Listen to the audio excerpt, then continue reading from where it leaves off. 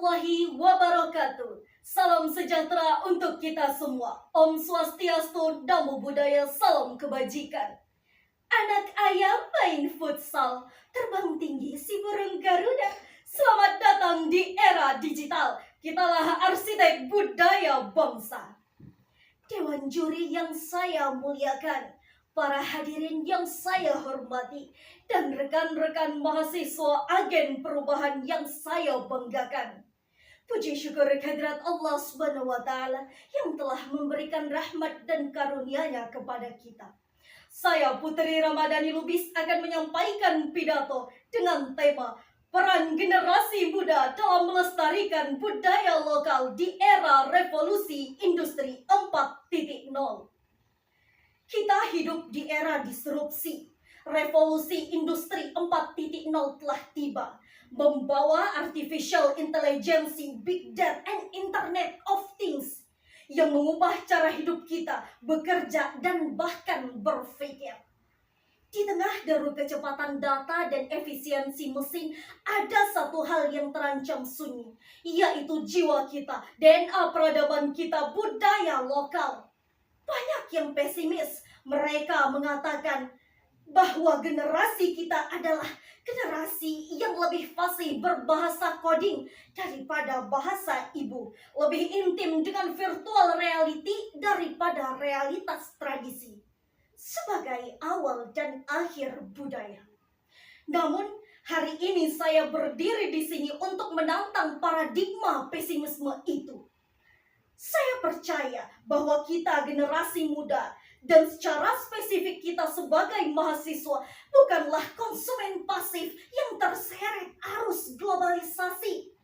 Tetapi kita adalah arsitek digital yang paling mumpuni untuk melakukan rekonstruksi budaya di era baru ini.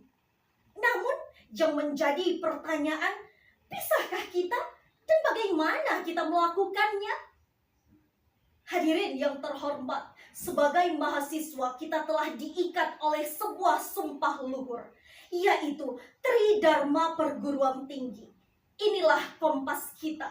Dan dalam konteks pelestarian budaya di era 4.0 ini, kita telah diberikan 3 peran strategis.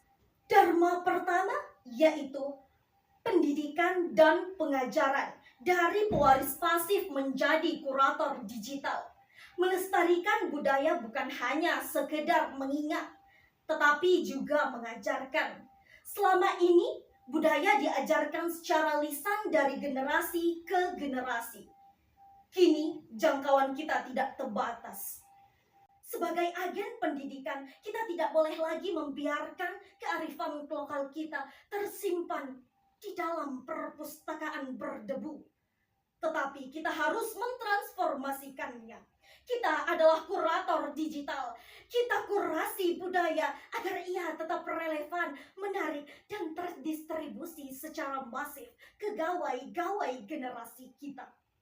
Dharma kedua yaitu penelitian dan pengembangan. Inovasi berbasis kearifan lokal. Inilah jantung dari peran intelektual kita. Tugas kita bukan hanya sekedar melestarikan atau mengawetkan.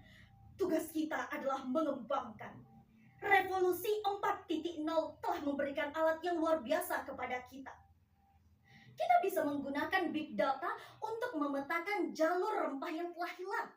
Kita bisa menggunakan artificial intelligence atau AI untuk menganalisis jutaan data peranata bangsa dan mengintegrasikan dengan prediksi cuaca modern untuk ketahanan pangan. Dharma ketiga yaitu pengabdian kepada masyarakat, menjadi fasilitator teknologi. Ilmu yang kita miliki di kampus tidak ada artinya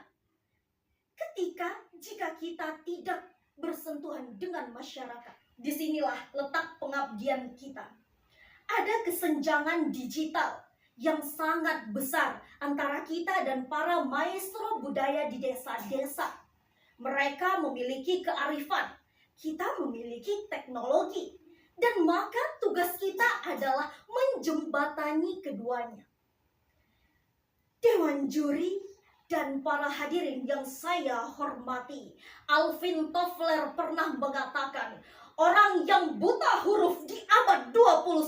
bukanlah mereka yang tidak pandai membaca dan menulis, tetapi merekalah yang tidak bisa belajar melupakan dan belajar kembali.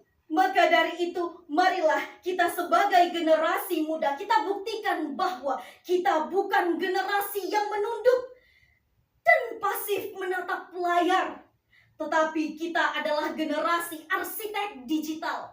Kitalah yang akan merajut coding dengan kearifan lokal. Kitalah yang akan memadukan data sains dengan tarian tradisi. Kitalah generasi muda, intelektual, digital, dan berbudaya. Wassalamualaikum warahmatullahi wabarakatuh.